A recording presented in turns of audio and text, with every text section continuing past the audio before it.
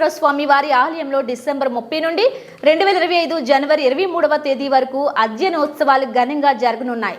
సాధారణంగా ధనుర్మాసంలో వైకుంఠ ఏకాదశికి 11 రోజుల ముందుగా శ్రీవారి సన్నిధిలో దివ్య ప్రబంధ అధ్యయనంగా పిలిచే ఈ అధ్యయనోత్సవం ప్రారంభమవుతుంది.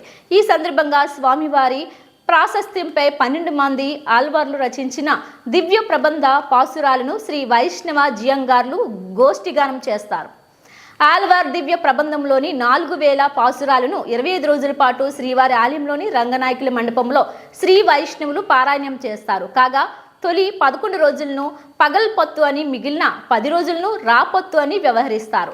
22వ రోజున కన్నినున్ సిరుత్తాంబు, 23వ రోజున రామానుజ నూట్రం దాది, 24వ రోజున శ్రీ వరాహస్వామి వారి శాత్తిమొర, 25వ రోజున అధ్యయనోత్సవాలు పూర్తవుతాయి. పూర్ణిమ పర్వదినం తిరుమల శ్రీవారి ఆలయంలో దీపోత్సవాన్ని మనం ప్రత్యక్ష ప్రసారంలో వీక్షిస్తూ ఉన్నాం.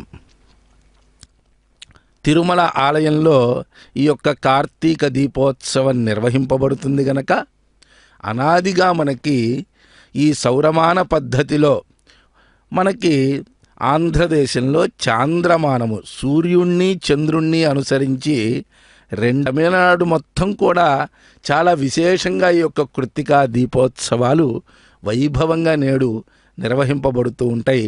ఆ ప్రకృవత్ర తథైవ స్నపనాలయే పుష్ప సంచయన దేశే ద్వారే ఆస్థాన మండపే అన్యేష్వపి చ సర్వత్ర దీపానుద్దీపయేత్ క్రమాత్. చూడండి, లోపల ఎక్కడెక్కడైతే గర్భగృహ